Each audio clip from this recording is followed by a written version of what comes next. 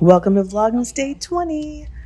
We are out. My mom and I are going to Orlando for shopping, and we are up super early. I am exhausted, but we had to stop at Crystal to get something to eat, get some breakfast. And I decided to get a chicken biscuit, I think. It's a breakfast chicken biscuit. And of course, I had to get some jelly to go with my grits. Yes, yes, yes, I know.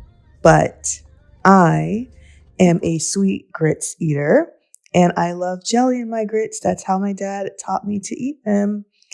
So, yeah, we finally made it to Orlando. Of course, we had to stop at Gucci to get some stuff. Little side view of my mom there shopping for a friend.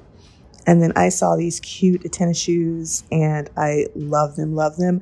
Not in the budget because you guys know I just bought my home. So everything I do is really home related. But yes, then we went to Chanel and I love going in there just for inspiration and just the atmosphere. And then we definitely had to stop and get something to eat because we were both hungry and tired.